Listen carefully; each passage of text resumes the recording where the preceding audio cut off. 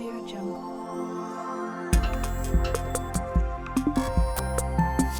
Audio Jungle. In the 16th century BC, Xia Dynasty was overthrown and Shang Dynasty ruled China as the successor. The rulers of the Shang Dynasty realized that if they wanted to rule firmly, they had to improve their status. So they made a particular way.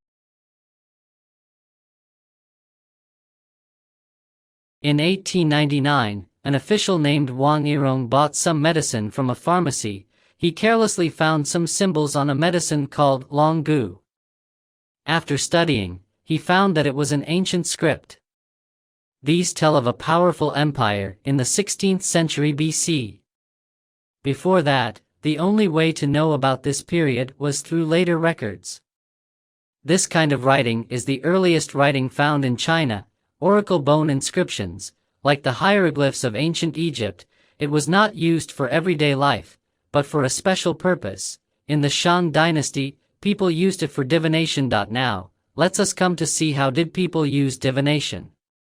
People usually use tortoiseshell or the shoulder blade of a cow. At first, small holes are drilled into bones, then roasted over a fire.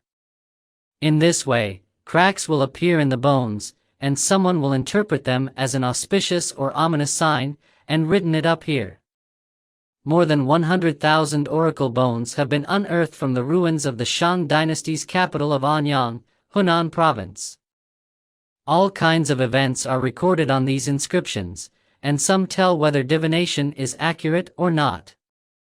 It can be seen that in the Shang people's thought, divination was a very formal ceremony, not just a psychological comfort.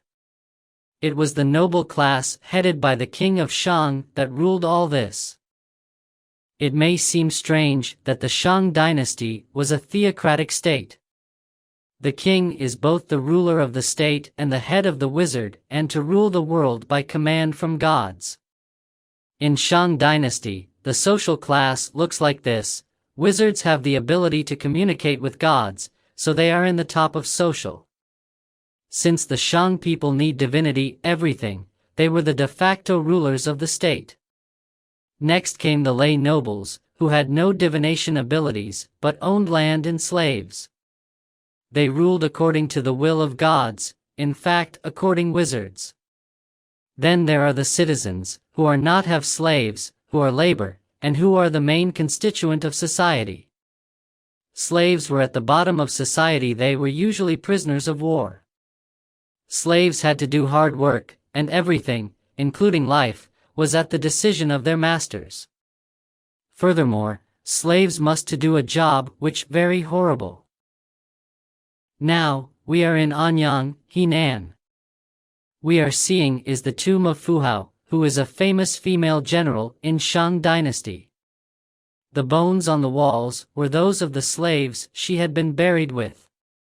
And these are skulls excavated from the tomb of a king of Shang Dynasty. They were beheaded while alive and buried with the king. As the supreme ruler, the king's tomb is the largest, often with hundreds of people buried.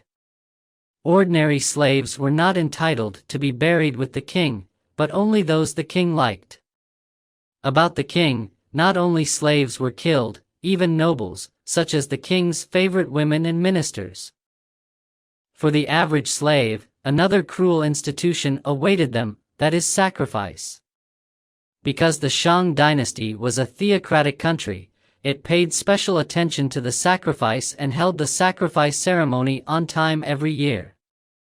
The main part of the sacrifice was to offer sacrifices to pray to the gods, and slaves were the best oblations. According to accounts, dozens to hundreds of slaves were killed at each sacrifice. During the reign of Wuding, who was praised as a good king, a total of 9,600 slaves were sacrificed.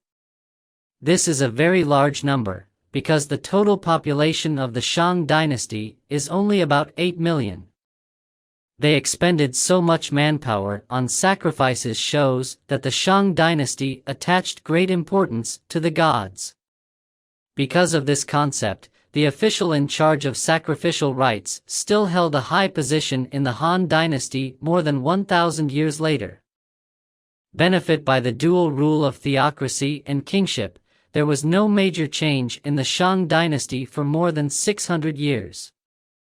Even if there were some power struggles within the royal family, none of these would shake the rule of the Shang Dynasty.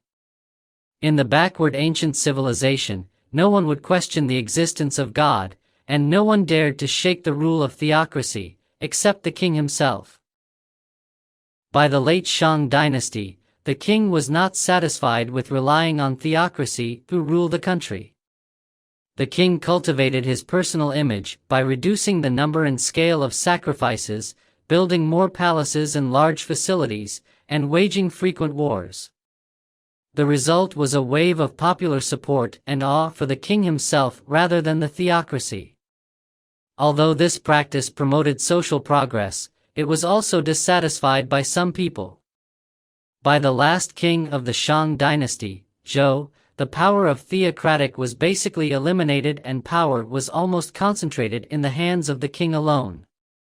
In his time, there were only 100 slaves for sacrifice, far fewer than his ancestors.